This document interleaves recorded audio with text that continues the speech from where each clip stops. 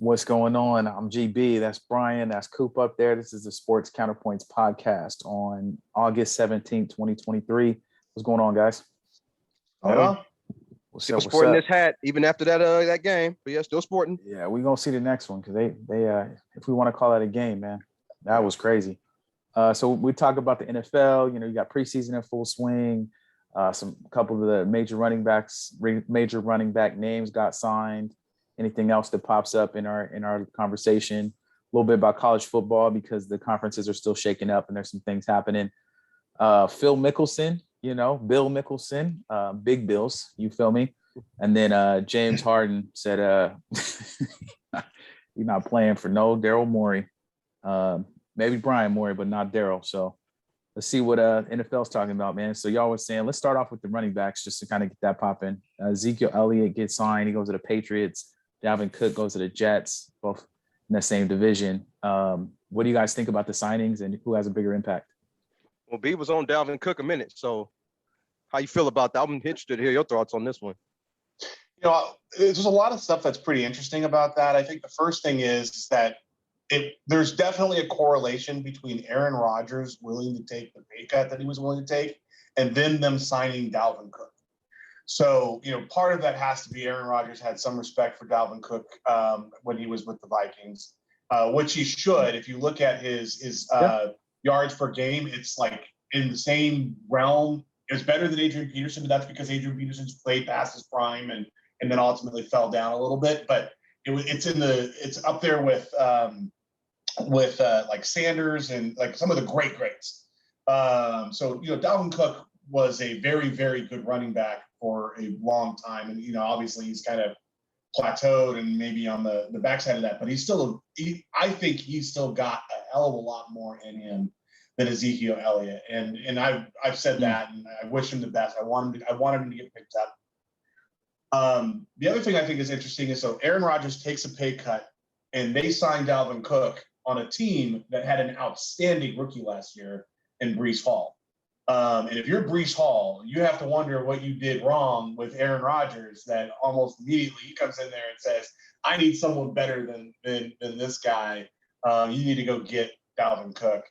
That being said, I'm not sure because of Breece Hall, because I do think Breece Hall is really good. I don't know that it's the best situation for Dalvin Cook to be able to extend his career because he's got to go and do something this year that's going to earn him a contract next year. I think that's going to be difficult from a individual statistic perspective on a Jets team that's obviously going to feature the pass, that has Garrett Wilson, that has, a really good defense. But I wish him the best. I don't know that was the best situation out of all the options.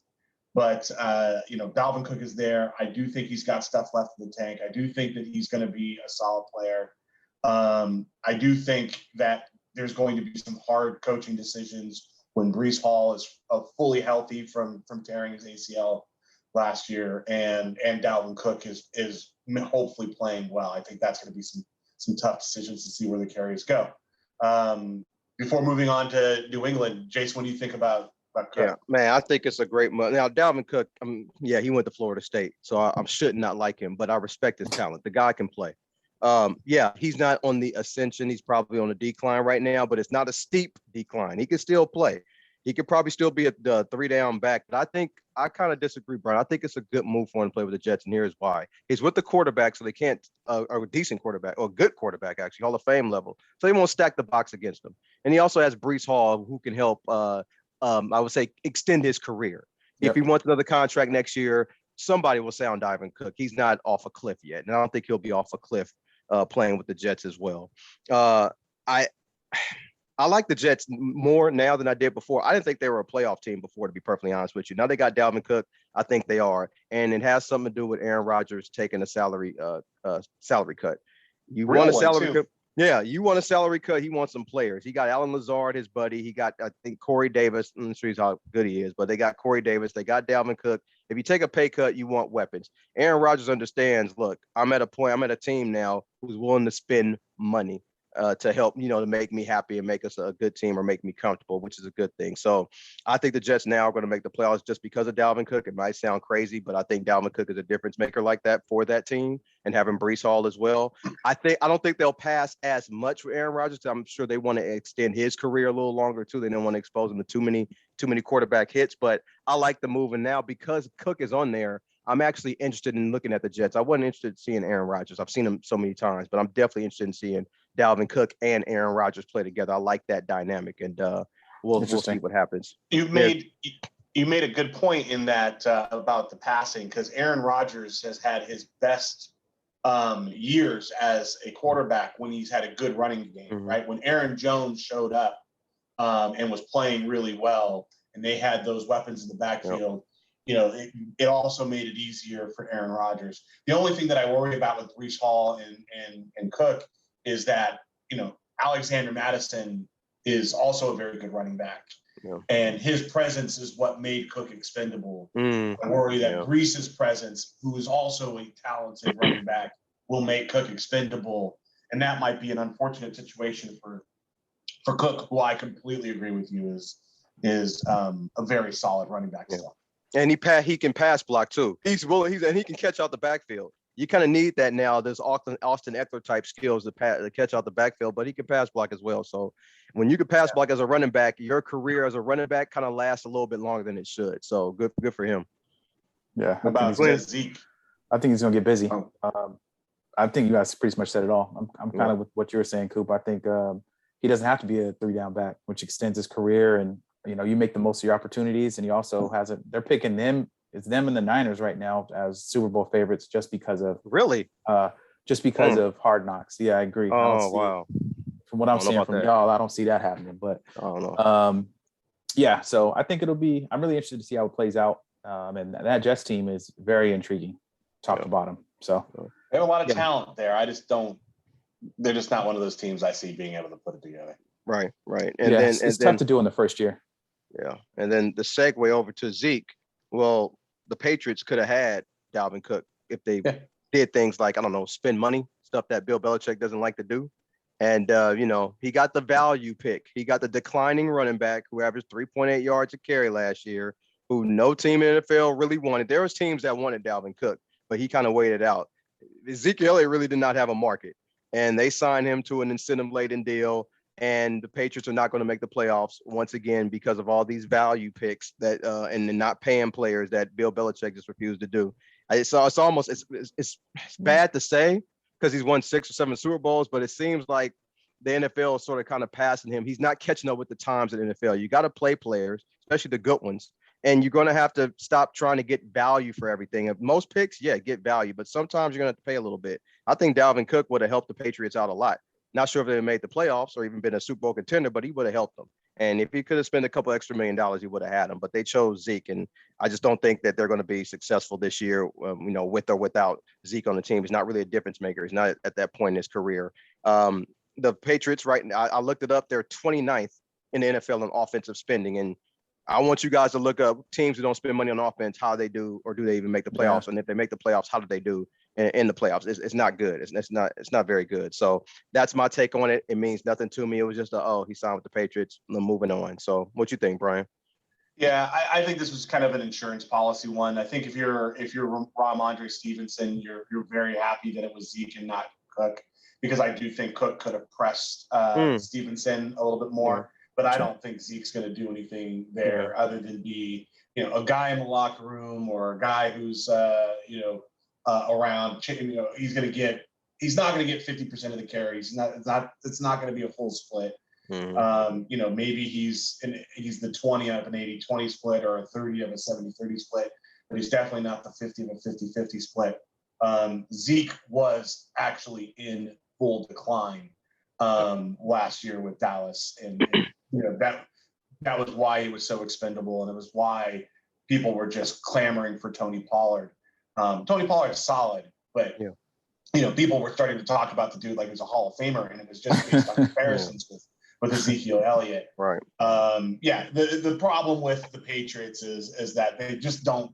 Belichick thinks he's smarter than everyone else, and there may be some element of that, but he thinks he's smarter than that. He thinks he can he can retread this and retread that and do this. And he got it right one time with Randy Moss, and he thinks it every single time he finds somebody that's what's going to happen. And it has not happened for Belichick at all since. And no time really before that. The other people that you might want to be able to take credit for that were retreads were the slot receivers that Tom Brady made great. Yeah. Wes Welker, so on and so forth. That's a whole different ballgame. That's a whole different situation. And so ultimately, I don't think that this is going to be a game changer, just like you. Yeah. Well, what you think? Any thoughts, Glenn? Not really. He was already not really doing nothing. So, I mean, we'll see what happens. And the Patriots nobody's really checking for the Patriots to do anything either. So get your money, man, and have the year. It's not we'll see. No one really expecting the Patriots to do jack. So, did you guys watch any of the preseason games? Not many this weekend. First. Y'all know me. I don't watch preseason, but I did say the last podcast. I don't know if it was last podcast, but I did tell both of you guys that when I found out that Trey Lance was going to play the entire first half, okay, I'm a stomach watching preseason. Now, to be perfectly honest with you, I did not watch the Raiders when they were on offense. I only watched Trey Lance, and I just want them to throw the ball every time so I can watch him throw. That's all I wanted to see. The first quarter, I gave Trey Lance a pass because the Raiders backup defensive linemen were just dominating the 49ers off backup offense. It wasn't even a game. Remember, Trey was running for his life in the first quarter. So I gave him a pass on that. But the second quarter, a little bit different. The 49ers kind of rolled him out to get him away from the Raiders pass rush. And the short passes were fine. I really want to see the short passes because he's inconsistent, and they were very good. He was on time. He was accurate. But when it came down to throwing downfield, it wasn't good. He had about 3 or 4 almost interceptions, including the one people call a touchdown, but we all know that was an interception. If you looked at Shanahan's face, he was not happy when that happened. Raidery. When Trey was, he must have been watching Sam Darnold a lot in practice because he was throwing the ball late, which is what Sam has done his whole career. He was throwing the ball late. He was staring down receivers. He had about 15 pass attempts. He stared down his primary receiver, about half of those attempts, which is not good. He was doing that before. But the main thing that I didn't like, Glenn B, is he did not look comfortable the entire time he was in the game. And playing quarterback is hard in the NFL, even when you're comfortable. When you're uncomfortable, it's exponentially harder. And the fact that he didn't look comfortable the entire game in the pocket, make it pass, I just, it's almost time. You could even call that a pocket. Yeah, it's almost time crumbled to wave the white flag. And what I was thinking was, I know I'm going a little further in the future, but what I'm thinking is it seems like all options are on the table. And what I mean by that is Trey may not, it wouldn't surprise me if he's not on the roster by week 1 of the season. They just do what the Rams did with Jared Goff, or with what the Denver did with Von Miller when they gave him to the Rams. It's just take a pick or two, maybe a late rounder or something, eat this year, just get rid of salary, and just get rid of it, because they're not picking up his 5th year option. This is 4th year. So, I'm not saying it's going to happen. It wouldn't surprise me if they just let him go and just made Brandon Allen the 4th string quarterback, now make him the 3rd string and have Darnold as the backup. Now, just for the record, Darnold and Allen as backups don't make me happy at all, but I can see the 49ers, just doing that. Especially not because you guys have to use them all the time. Yeah. So, right. Come on, right. He's going to have to play eventually. It'd be different if you guys had some confidence that you could keep a quarterback upright. Yeah, you're right. That's exactly right. But those are my thoughts on the game. 100%. Yeah. You want to go on your one game before I talk? Yeah, GB, you're a Raider fan. Go ahead and you should have been watching the Raiders offense if you wanted to see any offense, because them boys was cooking with just straight slants. Man coverage, beating routes. Aiden O'Connell looked good. Line looked good. D-line was playing solid. Those guys aren't playing the regular season, though, right? That was backup. That's fine, right? But what I want to see is that means that when my team is in practice competing against the backups, they're actually playing, which is what I want to see. In a preseason game, a lot of it's effort for me, right? You do not have a contract. You're trying to get into the league. You may not ever see a roster, you may be practice squad, whatever. The Niners didn't look like nobody looked like they was trying to play, really. It was kind of surprising to me. Like they just had they wasn't out there. And I heard the same thing about the joint practices too. They just didn't have it. They were throwing picks. Everything we're saying about Jimmy, he was cooking on the Niners defense. They said he was moving down the field. The Niners, of course, made some passes, but it was like 5 or 6 picks. I mean, Marcus Peters had one, Epps had one, like Spillane was getting picks. So it was just interesting that it just didn't sound like they have it together right now. So I don't know it's preseason, it's practice, but I mean, you told me how important camp is. So I was kind of surprised to hear all these picks and just see how they played. Really, they just didn't look like they had it, which was really surprising to me to not be on a roster and to play very lackluster. I'm okay with starters playing like that in the offseason. I'm okay with that. I'm not okay with backups playing like that. That's what because I'm you're backup. I'm okay with the starters. If they want to dog it, I don't care. Because the thing is, I don't want any starter getting hurt. We have camp injuries all the time with starters. I don't want any starters getting hurt. So if they got to dog it, dog it. But when you're a backup and you don't show no effort, because the Raiders, since they moved to Vegas, they take preseason seriously. They were undefeated last year in the preseason. They take it seriously. So they're coming out there to play. Right. And these guys didn't come to play. Or maybe the Raiders are just backups are just better than the 49ers backups. And they just didn't want to play. So, that line was, apparently the first stringers weren't playing all that great either, but it's practice. So, I mean, either you practice like you play or you can dog it, but I don't know. I wasn't impressed by what I was seeing, but either way, Raiders actually looked all right. They made some moves. We're playing against the Rams this week. So I've been reading about the camp stuff there, and it sounds like we're trying to get to creating like a standard of play and excellence, and not just being there to be there, but actually trying to win. So we'll see what happens. B, I don't know if you watched that game, but I didn't see No, I didn't watch. So I didn't watch any of the games. The Vikings game was while I was at the Dodger game.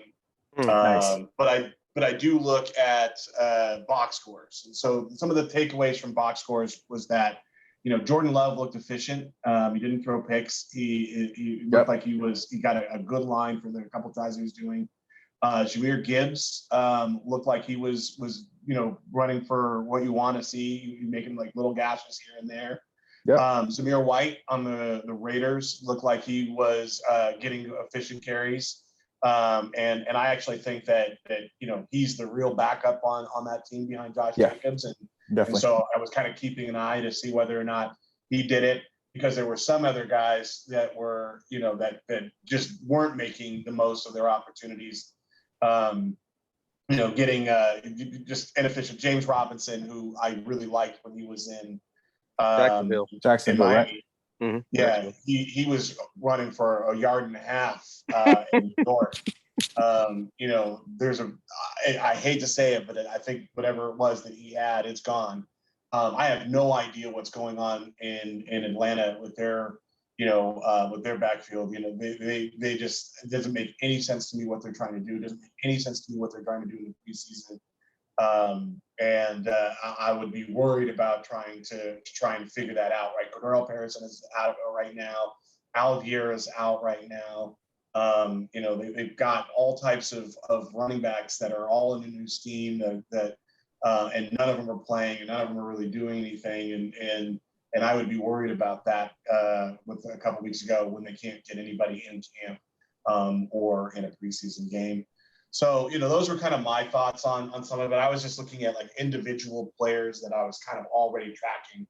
I don't see, you can't tell, like if somebody has a big game and has one 85-yard break, like that's, if he's a 12th stringer, literally, or he's going to end up on the special teams, tracking them isn't really worth it every once in a while. But you find the players you want to track, and then you kind of keep an eye on them, even when you can't watch the games. Yeah. Well, Brian, you mentioned an interesting point, which is why about looking at the box scores, which I do too. I look at the box scores, but both of us know it doesn't really always tell you what happened in the game, because it's different points in the game where you can accumulate stats. But if you look at Trey Lance's stats, 10 of 15 for 115 yards and touchdown, you would have thought, oh, okay, he was pretty efficient. But if you would have watched him playing that game, you've been like, he wasn't there. Yeah, right. But 10 of 15, 115 and a touchdown in preseason. Hey, that's pretty good. But that's why but the average of 7.5 yards was a problem for him before. And so I look at that and I'm like, he was clearly, short passes, throwing short passes again, which is kind of one of the worries and one of the reasons why you guys like Brock Purdy so much was because he started getting the ball up the field and opening it up, and that helped the running game. And so even in looking at the stats there, I saw that, but I also saw that 7.5 number. And thought that's not what they need. They need that to be 11, 12, somewhere in the range. Real talk. Did y'all? I'm curious about like Anthony Richardson. Being named a starter. Yep.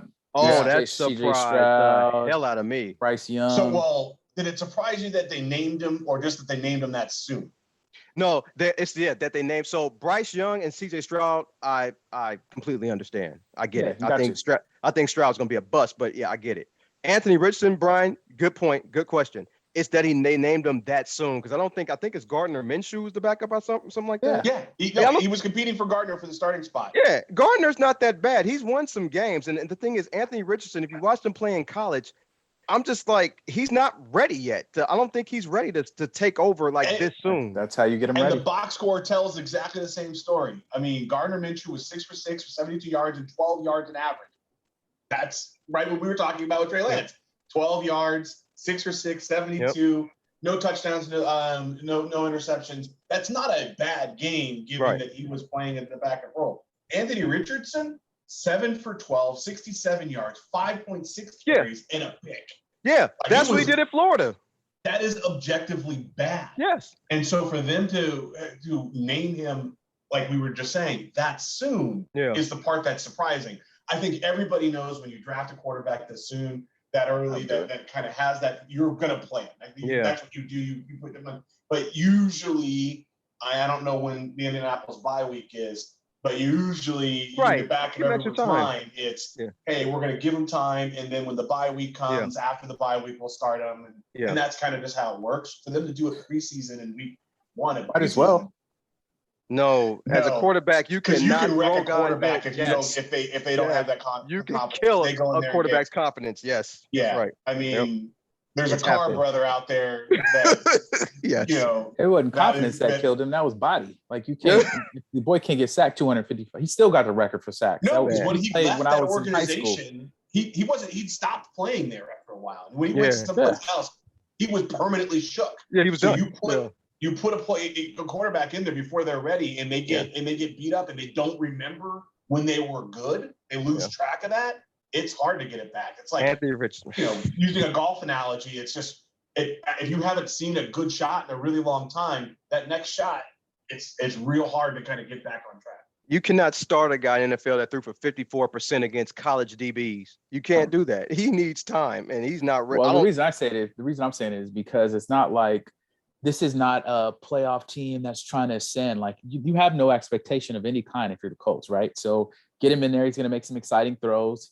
He's going to air it out in a couple of them. You might have played some bad games, but what's the difference? He's going to run. You know what I mean? He's going to run. He'll run, but he's not a passer. You wreck quarterbacks. If you look through and you look at these guys and they're just getting picked and crap and sacked and can't make completions, and confidence is a big part of how you're going to perform next in sports. Yeah. If you haven't made a free throw in a month, that next free throw seems a hell of a lot harder. The same thing goes for passing. That same thing goes for when you start throwing Matt Schaubs, because they start getting called Matt Schaubs. At a certain point in time, it's self-fulfilling prophecies because you threw the last 4, the next one's just coming. I hate to say this, but he's going to get benched in the season. He's going to get benched, and Minshew's going to start some games. He's just not. He can't play at this level yet. He's just not ready. It's not. Yeah. It's not good. I think it was a bad coaching decision to do it this season. Yeah, because you didn't have any pressure to start him. There was no. Everybody would have understood if you would have sat him for 5-6 weeks. Everybody would have understood that.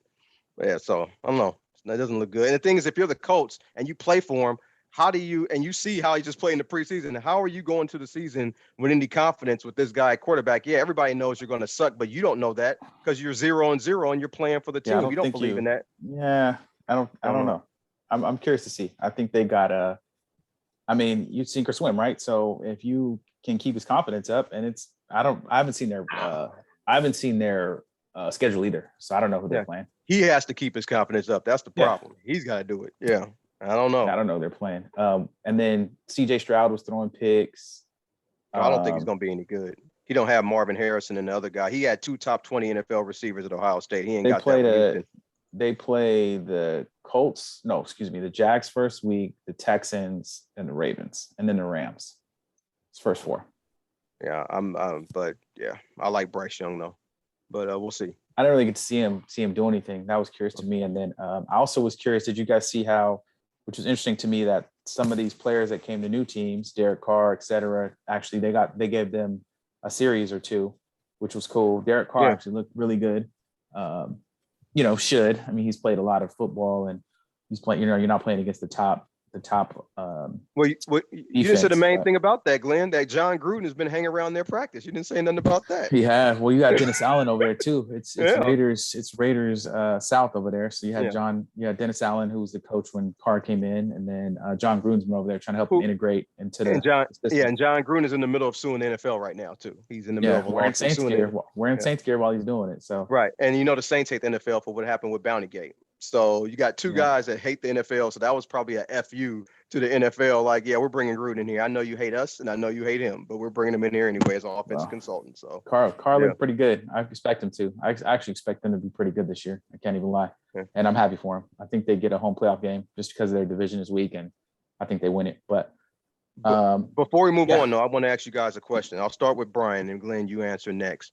Do you consider, Brian, Trey Lance a bust at this point? No, but he's really freaking close to getting there. And injuries, the opportunity, he hasn't really had the opportunity to show it all. Right. Where he ends up getting that bust label is he's gonna not finish the season in San Francisco. I don't think they're gonna be able to get rid of him in the preseason unless somebody a starter gets injured. If Stafford were to be out again or get hurt or whatever, that would be an obvious place to do it, but it's in the division. And I don't know. If they trade him to the Rams, then they don't think he's very good. Right. That part. You don't trade in the division. But, true that. That part. But I think San Francisco's waiting and hoping that there's an opportunity to trade him for any kind of value to someone who has an injury in preseason. And then what he does with that opportunity will either determine whether or not he's a player, a guy that you keep on the roster like a Vince Evans, or a bust. So not yet, no. Glenn, you think he's a bust? Yeah, I kind of agree. I mean, it's hard to say because he hasn't even got to really play yet. He's played one pro game. He didn't look good this week, but he's also coming off a season-ending injury and a weird season. So I think, like Brian says, it's gonna be that next team, what he does there, but it's an uphill battle for the man for sure. Yeah. For sure. I feel the same as you two. I can't call him a bust because he only had 4 starts. The reason why I called the guy from the Jets, I forgot his name, Ryan Wilson, whatever. He had 22 starts. Yeah. We saw enough. So he's a bust. Trey Lance is on the verge of being just a guy who was just overdrafted because that happens for a lot of guys. They're just overdrafted. If a guy has a 10-year unlucky. Career, and unlucky, right. Right. If a guy has a 10, 11-year, 12-year NFL or NBA career and they were drafted, I don't know, number 3 or number 4, I can't call you a super bust because you lasted kind of long. Now you just overdrafted. And Trey Lance is, it's either going to be overdrafted or he's going to be a bust. But I'm like you guys. I actually want to see him somewhere else. And that way we just know what he is. I mean, we kind of know already, but, we'll have more evidence of what he is. Yeah. And San Francisco is not only correct in doing what they're doing and going with Brock Purdy, but also just ran into it happens. It's the same thing that happened with Russell Wilson. Sometimes you just find something that you're not expecting and you just roll with it. And that's what they're going to do with Brock Purdy. And how Tom Brady's whole career worked. Yeah. Trey Lance is the odd man out. So. Yeah. Yeah. The saving grace is we got Brock Purdy. That's the only saving grace. Or else it would have been a disaster. Yeah. Yeah. Disaster. Trying to get him to stay healthy for a little while. Yeah. I don't know that it's. I think at some point you got to stop blaming the quarterbacks. It's got to be the line, man. That line it can't just be Trent Williams and his friends. It's got to be. You got to put some money in the line, bro. You got to put some money in the line. I agree. I get it's hard to say every quarterback is fragile. And I mean, how do you get 4 or 5 quarterbacks injured in a season? It doesn't happen often. So I'd be looking at the strength and conditioning guys. I'd be looking at the people who are cooking the food. I might be. They did that. Balco. They fired him 2 years ago. They fired that guy 2 years ago. I'm with you. Y'all might need to call Balco, bro, because it's looking ugly. No, I want to get the guy from the guy Jerry Jones won't play the guard. Zach Martin, he don't want to pay him. He said we're moving on with or without him. They paid him. Yeah. Oh, okay. Yeah, they updated his contract, so I think he'll make 18 this year. Oh, okay. All right. Okay. Yeah, they kind of did what the Patriots did with Judon, like put him up so he gets some. All right, I'm good. I'm good. Any other NFL thoughts before we slide to the college shakeup for divisions? So you guys mentioned something about Stanford. We talked about them last week with the Pac-4, and then Stanford says, what you were saying, Brian, that they were trying to go to the ACC. Yeah, well, so the ACC voted and said no to Stanford and some of the other Pac-12 teams.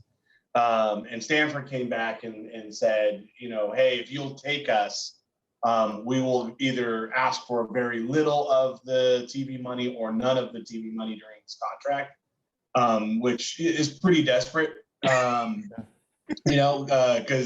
the general reason why you want to be part of a conference is to get part of that conference's TV money and to get viewership. And so for Stanford to basically say, we'll forgo that part of it, and basically be a hood ornament for the conference for the first, I think it's 4 years, something like that, is pretty significant in my opinion. I think it's foolish.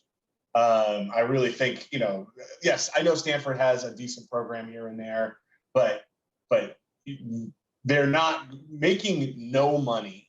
Yeah. Is not an alternative to making less money in a Pac-5, whatever it is, / Mountain West. Yeah, I understand that they're a better program than, some of the Mountain West schools, but the reality of it is that the ACC is not special when it comes to football. Like, hey, no, I'm just playing. Go ahead. They're not special anymore when it comes to football. Not good. And so why a school that has had more good seasons recently is begging to play in the ACC? I just don't understand. Sorry, go ahead, Jason. Yeah. Because you win it and you get a shot at the playoffs. Well, the thing, Stanford wants to be in a Power 5 conference, and the Big Ten don't want them, and the SEC doesn't want them. I get what you're saying, Brian. Yeah. SEC is not great, but they're still considered a Power 5 conference. Now, not SEC, ACC. No, ACC. I'm sorry. ACC. I'm sorry. They're still considered a Power 5 conference. Now, it's shaky if they're even the third best conference right now. They could be maybe fourth right now in football. Yeah, they're probably the fourth best conference. I get it. The Pac-2 is number 5. So right? I get it, but Stanford's their endowment has millions of dollars. So I think the fact that they don't want any money to me is surprising. It's like, how are they going to get any revenue off anything if they, their endowment is huge, so they have plenty of money. Rich beyond rich. Exactly. Yeah, exactly. So I think that's why they want to do it. But you're not going to get kids to go to Stanford they're not going to qualify. To not be on TV. Yeah, $36 billion. To not be on TV, to go play North Carolina. Well, yeah. So, but also another thing about that is, I don't think the ACC really cares about if Stanford joins or not. I think it's just about how much pot of the money they want. Yeah, and if Stanford doesn't want the money, they'll be like, okay, well, yeah, whatever, come in. Now, I don't like that whole, I guess you got to go away to Stanford to play, and then, Stanford has to come out here. But I don't even think they really care about football like that. And I don't know, is it just football, Brian, or is it all sports they're doing? No. I believe what they're trying to do is for all sports. Oh, wow. Okay. The vast majority of sports. Man, so all of them have, I think. Yeah, so I don't know if you're the ACC and it's all about money. They aren't going to compete in basketball. Like you're right. Yeah. ACC is a basketball, right, predominantly. Yeah. So a basketball. Wait, here's a good thing about it though. If Miami goes to Stanford, then I can watch the Miami Hurricanes play. And that's the only good thing about it. So they can I can watch them go to Palo Alto. So yeah. But other than that, it doesn't make any sense. But at the same time, I think they just want to be part of a conference. Like somebody let us in, Brian. So it's like but I just don't. I'm really surprised that they're not able to get in a Big 12. The Big 12 is looking for Pac-12 at the Pac-12s. I got to answer for that. I got to answer for that because academics is important to Stanford, and ACC does have academic standards in a lot of those schools, like Virginia and Miami's up there and stuff like that. Yeah. So and Duke. So it is Duke. Virginia is a decent school. It is not a good school. Duke is it. Miami has a little bit. North Carolina, they're not taking fake classes anymore. North Carolina is not. What's the other one? Isn't Wake Forest one of them good schools too? Wake Forest in there. Yeah, they're schools with names, and people have to do better than Notre Dame to get in. Notre Dame, no? Notre Dame plays an ACC school. Notre They Dame play can Notre Dame. be a good it can be a good academic school. Yeah. They play Yeah, Notre Dame. ACC teams there, not in the ACC. Yeah, they're not in the ACC, right. Oh, You know, so, Duke is I'm on here. is legit, but yeah. And got, first of all, Miami's Notre still Dame there, listed. and Florida State's still there. Where did Notre Dame go? Because they got them listed as ACC school.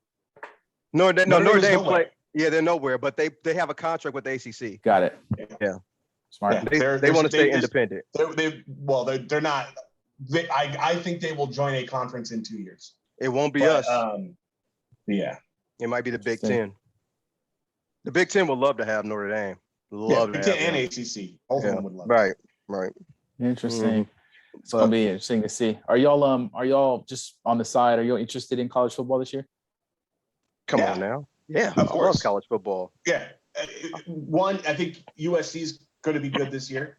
And I'm curious to see if they can play well enough to get into the playoffs. And I am interested to see what Caleb Williams is going to be able to do again this season. And then two, there's like college football, usually 3-4 weeks in, there's a whole bunch of really interesting storylines that started. And there's at least 4 or 5 kids that we haven't heard of. Yeah. Who 4 or 5 weeks from now, we're going to be calling superstars. And I just think that's interesting. Yeah. I've watched way more college football in the NFL, but of course, because the inventory is just so many games. You can watch college football from 9 a.m. on Saturday all the way to midnight, or maybe even 1 a.m. if it's Hawaii's playing, you know what I'm saying? So you can watch college football all day. You get familiar with some players that you might seem pretty good, and the guys who are actually overrated too. You see players and teams that are overrated. Like, I don't see why the hype on this guy. So it sounds like somebody who likes to bet would really like being able to watch something from super. so yeah, That's one sports. I love college football. Absolutely love it. And and the thing about college football, maybe you don't know this. Probably Brian, you probably do, but Glenn, you probably don't know. People talk about baseball because it's long and everything. The game is long, and college football is longer now than it's ever been. But there's so much action. There's a lot of plays. It doesn't matter how long it is if there's action.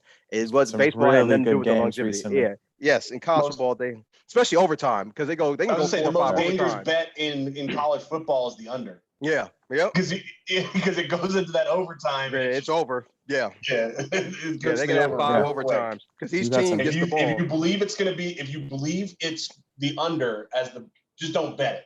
Yeah. Like if you believe it's the over, bet it. Yeah. If you believe it's the under, just stay away from it. Pick something else. Yeah.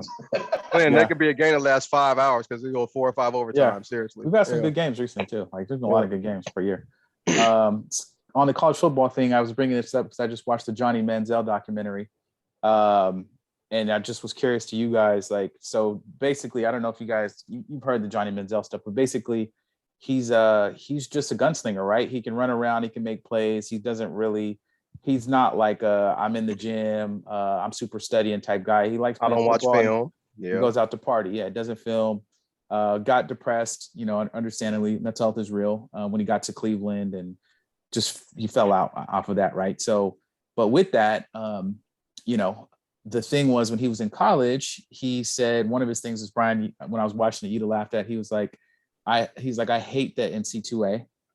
And he was just like there, but basically everybody made money off him. I think their endowment or their boosters went up to like $740 million.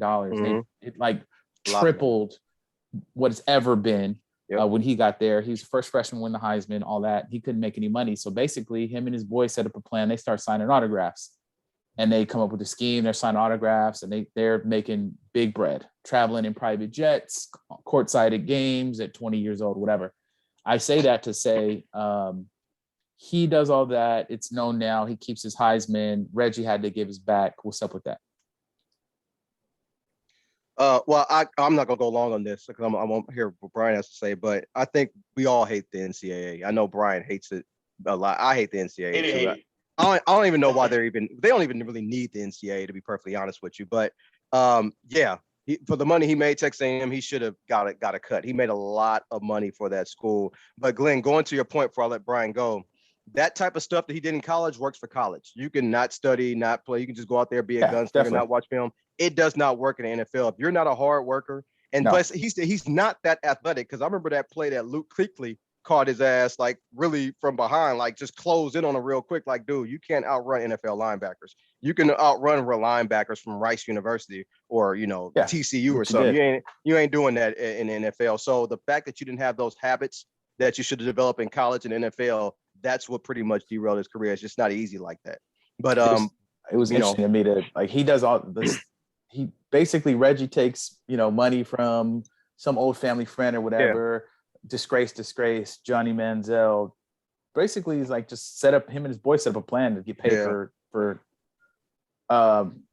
signatures, and it was like, all right, well, hey, people do things. So but you gotta understand the reason why Reggie got caught is because a guy went to jail and knew the whole situation, and he told on Reggie to get less time. That's how that whole thing happened, which is just wrong, but it's whatever. B, what's your thoughts on Manziel? And you keep the Heisman's out of it. Yeah. Seriously. Yeah, I don't have a lot of thoughts on Manziel, and I haven't seen the documentary. It's really interesting. I do know that he was one of those college players that was so hot and brought a lot of money and a lot of attention to the NCAA. And anyone who's spent 5 minutes sitting with me while talking about the NCAA knows how much I hate them and think that they exploit everybody that they are around all the time. And so hearing Johnny Manziel, who, I'm not a huge fan of Johnny Manziel, independent of anything else. But hearing him say that he hates the NCAA and immediately points out the fact that he felt exploited, that isn't a surprise, right? That's par for the course when it comes to a shit organization who is poorly run and its mission is to exploit children, young adults. There it is. Yep. Speaking of exploiting, Phil Mickelson. Phil Mickelson, speaking of exploiting and billion-dollar endowments, it comes out that this boy Phil Mickelson, man, bet over $1 billion, lost hundreds of millions, supposedly, right? Very interesting. I don't know if you want to. So basically, what he does is he bet over $1 billion, lost more than 100 million on sporting events over the past 3 decades, and even attempted to bet on an event he was playing in. Is what major gambler Billy Walters says. So, do you guys hear about how? I mean, we heard about it, we talked about it. What do you guys think about this? So I actually read the excerpts about Phil Mickelson from Billy Walters' book. They were posted separately, I think, on golfdigest.com. And it was really interesting. I probably am not as alarmed as so many other people would do. So, the reason why Billy Walters became aware of all of the gambling that Phil was doing was because they partnered up. And so, Phil had done this with other people at other point in time. He had access to sports books at really ridiculous amount that they wouldn't do for Billy Walters because they knew he was a professional gambler and he would probably beat the house. So he started splitting bets, and Billy Walters basically said that the best way for them to do this was to mimic the amounts of money that Phil was already betting. And he said, I was taken back by how much Phil was betting these amounts. It's like, usually I have to spread it around a lot more. He said at that point in time, Phil was the only person that he knew on the planet who was betting as much as him, but only slightly less than him, which is an impressive amount of money. But here's the reason why I'm not alarmed. Phil Mickelson's a really, really rich dude. The fact that he has gambled, $1 billion over the course of his betting lifetime, and lost $100 million. They did. Yeah, the 100 million it's not like all at once. He didn't bet $1 billion and lose 100 million. Yeah. It's lots of wins and lots of ups and downs and all that. And they did an analysis. 3,154 bets. Damn. Yeah. And they did an analysis, an independent analysis, not Billy Walters. He did an analysis, and it's really the same thing as like most of us betting hundreds of dollars in every bet or thousands of dollars in every bet, billionaires, millionaires, and having from a distance seen some of these types of folks and what kind of sums they bet. They have to bet larger sums of money to make the game interesting to them. And Phil just does that. Do I think he's probably got a gambling problem? Because it sounds like, I mean, if you're betting 50 things a day, was it 43, 45 a day? Yeah. That's a lot. Yeah. Like, and this is before micro betting, right? So I can see someone now who's on DraftKings or whatever the betting mobile apps are, and you can bet who's going to make a free throw. It's micro betting. They didn't have that. Yeah. These are big bets on big games and all that kind of stuff. So I understand that, but I'm not as alarmed because rich guys have to bet bigger sums of money in order to make it interesting for them. Again, I've seen video of people who have flipped a nickel because they couldn't, no one else had quarters because it was too small. No one had anything for $1 million. Like rich people do weird things and Phil's really rich. Yeah, no different than Michael Jordan and Charles Barkley doing all the gambling they do. It's no different. I wasn't alarmed by the story, but the fact that he was Billy Walters, people don't know, he is a renowned, respected professional gambler for years. People go to him for advice and a lot of stuff. So the fact that he hanging around Billy Walters, that's what I was upset about. Like, damn, I want to spend a day with Billy Walters my damn self. So that was my whole thing. I'm like, damn, Phil, I don't care about the money. Pro-ams, man. Come on now. I'm like, forget the fact that he's all the money gambling. You hanging out with Billy Walters, man. So that's a good thing. But I didn't think much of the story. I know everybody makes a big alarm. The thing about it is about gambling. A lot of people who try to despise it or talk about it, they do it themselves, whether it's fantasy football or whatever. They put some type of money in something, lottery tickets, something. So it's, it's all some form of gambling. I'm just not a moralist on the situation. If you spend your money how you spend your damn money, you make a lot of money and you want to gamble a lot of money, I mean, do your thing. Phil is nowhere near broke. He has the money to spend. I don't think it's a real big deal. He got like $200 million to go to live, but so I think the interesting part though is betting on an event you're playing in. Well, he did. He says he came out immediately and said, "I did not do that." Billy Walters said that he ultimately talked him out of that. He thought he talked him out of it. Yeah, he said he's crazy. Participate on it. Mm-hmm. I imagine that they will have to figure that, and they do have to figure that out because now that LIV is about to go away, the PIF is going to fund PGA. Phil is going to have to try and find a way back if he wants to play professional golf into the PGA, even if he wants to just play the seniors tour, it's a PGA back tour. Yeah. And they, if there's any truth to that, then he's got a really big problem. He's got a Pete Rose type problem. What I thought was funny was the event that he wanted to bet on. The Americans ultimately gave up like one of the largest leads and lost, in part because Phil Mickelson lost his heads up on the last day of the Ryder Cup. So if he did bet all that money, there's a ripped up ticket somewhere because he lost it. Yeah, crazy. Very, very curious. That 3,154 bets was made in 2011. Damn. 9 bets a day. Crazy. Including 43 bets on Major League Baseball in a day, where he lost $143,000. Yeah, the $143,000 part, like that's not money. It's a trip. It's a how that works. Error to him. Yeah. That's like many people's amazing year of salary. Yeah, it's just a trip how money works. It's a trip. But when you make 100 million, 143,000. Yeah, it's a portion of. Yeah, damn, that's like crazy. Said, how money works. It's a rounding error. That's all it is. Yep. Sheesh. Crazy. All right, word. So hogwash. Man, do you guys want to talk about James Harden? Let's skip it. Yeah, you can talk real quick. James Harden says he comes out. He's like is he in China or something? He's like on tour. He was in China, yeah. He's sitting on the podium and he's like, he sounded like Kanye when he was talking about to 14-year-old kids at a camp. He sounded like Kanye, bro. He's talking about George Bush. Daryl Morley does not like NBA players. This guy said he's a liar and I won't play for him, like just randomly, unprovoked. And repeated it again. Yeah, he's trying to get off the team though. Cats want that trade. You ain't giving it to them. They're gonna get out. Well, I mean, he did the same thing in Houston. He acted a fool and did what he could to get up out. So I mean, that's what you do. Yeah. Say what you gotta say and do what you gotta do. Is anyone really shocked that somebody who has shown the low team character, I'm not talking about the rest of the moral stuff, the team character as James Harden and every other stuff.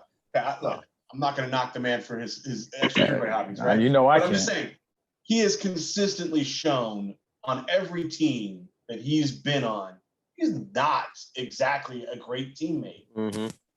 And what seems to have happened was he got a wink, handshake deal that if he went to Philly, and played and played that he would get a bigger extension, and MAUI backed out on that, and now he's upset about it.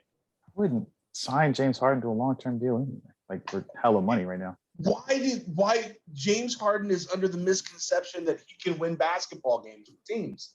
He can score points, but he cannot win basketball games for teams. He has never done that. And Harden was fun to watch for a lot of years. He was fun to watch for a lot of years. Not so much anymore, but even when he was going crazy in Houston, he did not win basketball games. He would ball like that. But he was Carl. He turned to Karl Malone in the playoffs. No whistles. When they traded his butt to Toronto, then Toronto's supposed to be a really fun city with a lot of turn up, so he might like it.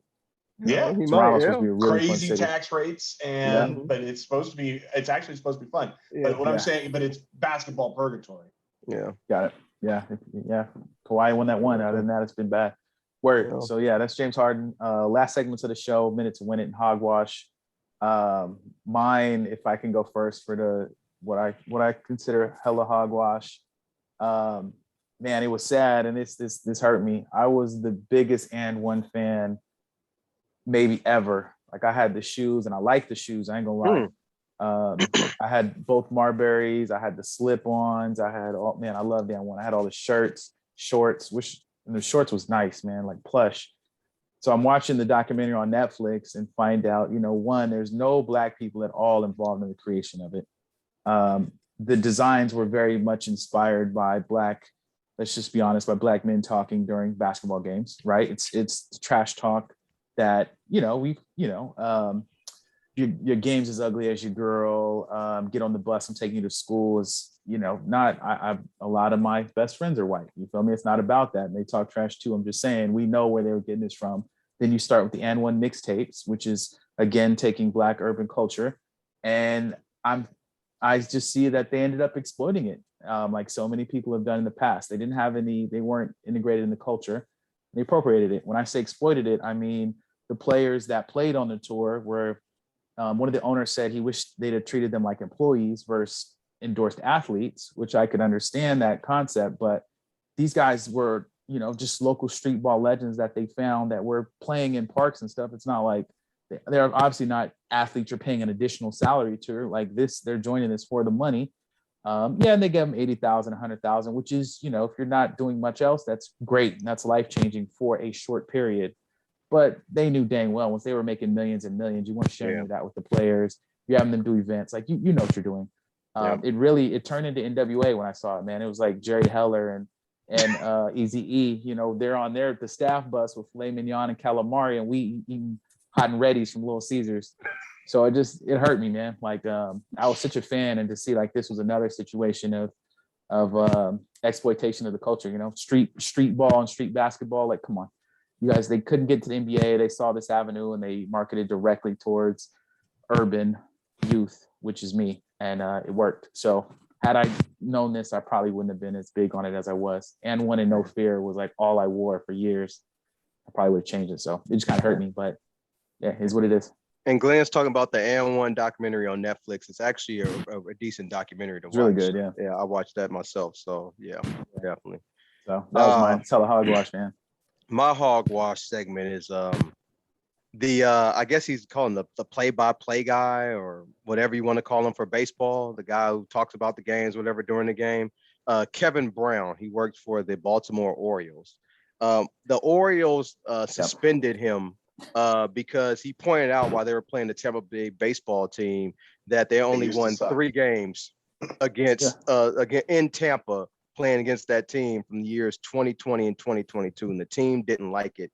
And they suspended him for it. And I think they brought him back, but they suspended him because they were comments that were, I guess, not favorable to the team.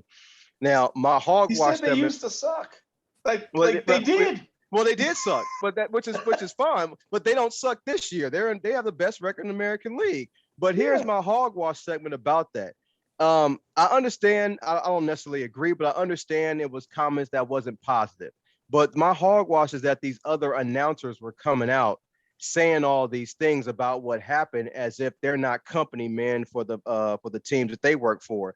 everybody knows you cannot, if you're an announcer for a team, you have to stay positive about the team. You can't say whatever you want. You can't say negative comments. You can't do that, or else the team will fire you, because that's who's giving you your paycheck. So the fact that they were on their high horse, that's my hogwash. That, oh yeah, they do whatever they want. No, they have to follow their company line, just like this guy Kevin Brown has to follow his for the Orioles. And Glenn, you probably know this already, but Greg Papa was the long time, Raiders guy. I mean, you were touchdown Raiders and all that stuff. He's like the iconic voice for the Raiders. Yep. He was fired by Mark Davis. Why? Because he said in an interview that he don't think that Mike Shanahan should interview for the Raiders coaching job, because, Al Davis hated Mike Shanahan, and Greg Papa was an Al Davis guy. And Mark Davis didn't like that, because he wanted to interview Mike Shanahan, and he fired him because it. Now Greg Papa works for the 49ers. So it's, that's Kyle what or Mike. He wanted to interview Mike Shanahan for a coaching position. He wanted to interview Mike. Yeah, and he fired him because Greg Papa didn't agree with it, because Al Davis hated Mike Shanahan. And so, you have to follow the company line for the, when you work for these organizations. So I think it's hogwash that all these other announcers acted like, they would have, said whatever they want to say or did what they want to do, because they don't. That's a lie. That's hogwash. Yep. Agreed. All right. Yeah. Mine is Leanne and Sean Tohey. So anyone who watched The Blind Side initially, and I watched it a long time ago and thought, that movie's a little bit weird. It's a little fishy. It was like, it made you feel uncomfortable a little bit, where it was like, this person just drives up to this big kid and is like, you have a place to stay. We're going to teach you how to play football. And almost immediately, the story starts falling apart. Michael O'Hare's like, I did not approve this. This is not what my life was. I knew how to play football before I met these people. Like this woman did not run onto a field and tell me that I need to block him like he's my brother, or like my all this stuff started to fall apart. Full stop. So we knew that there was a little something there. But now there's a court battle, and Michael O'Hare and his attorney have filed this lawsuit, and it appeared that they never adopted him, that they just had him sign over a conservatory rights, which means that they could, profit from him, and which is what they appear to have done. They signed a deal that gave them like 15% of the movie rights. The movie made hundreds of millions of dollars, and they're like, we only got like $140,000, and we split it amongst us and bought ice cream cones. Anyways, their response to this lawsuit was hogwash. They came out after the lawsuit and said, all we did was give him unconditional love. And now he's over here saying that if we don't give him $15 million, he's going to be mad. Like, we just want our little Mikey back. Like, get the out of here. You all got called out.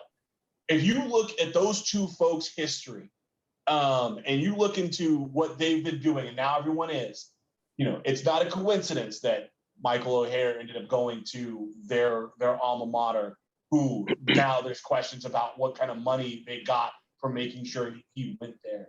Now there's questions about the conservator versus the adoption. These are two shady ass people who basically just kidnapped an athlete and fooled him because he wasn't the sharpest tool in the shed. And profited off of him. I mean, that's called indentured servitude in most dictionaries. And it's a lot of hogwash that these two folks are over here go, but we're just so innocent. We help the kids. Out of here. That's hogwash. Agreed. Yeah. Word. Minute to win it. Last segment. Man, y'all got it. I'm just gonna say happy Madden season to everybody who plays. Mine is going to be on a quarterback named Carson Wentz. I didn't realize he was not signed.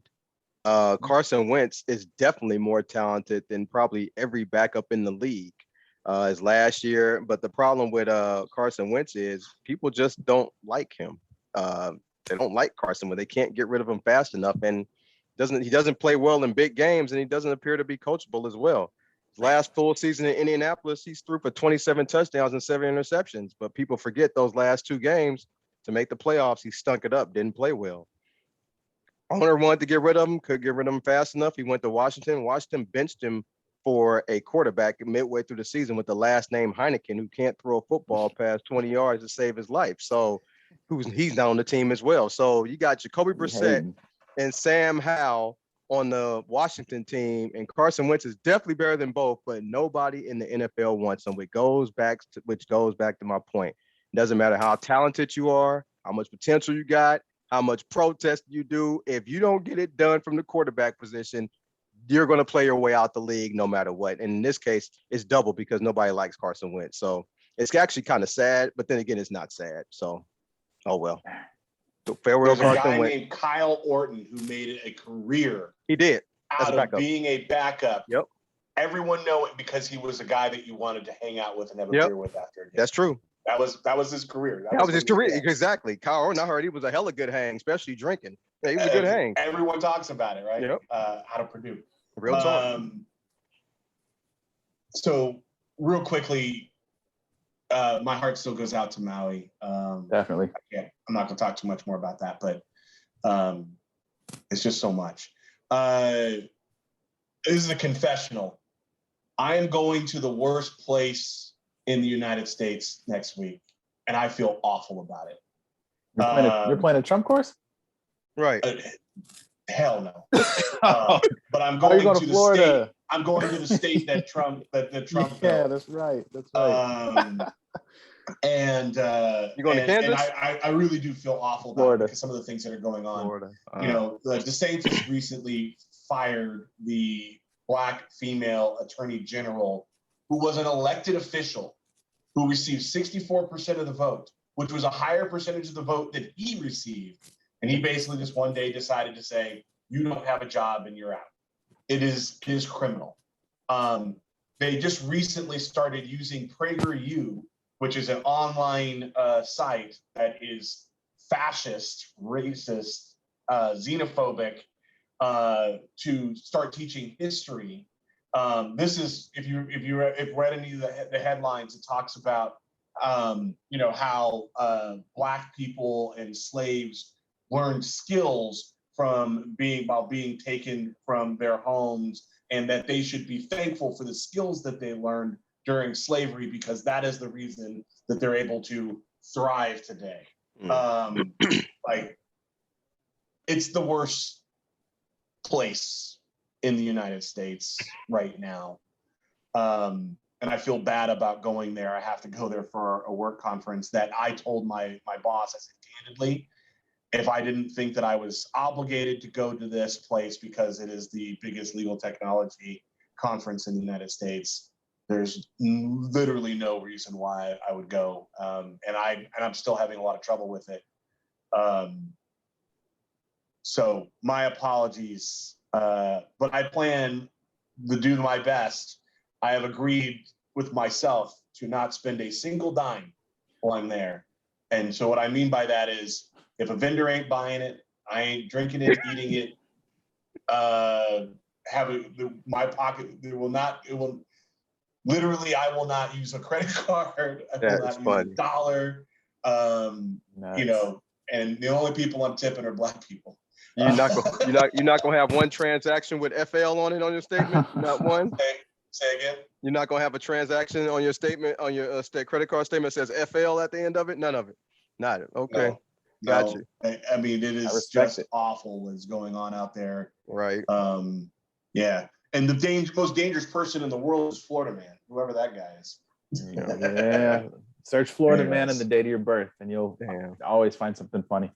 Thanks, everybody, for listening. This is the Sports Counterpoints podcast. We will catch y'all next week. Appreciate you.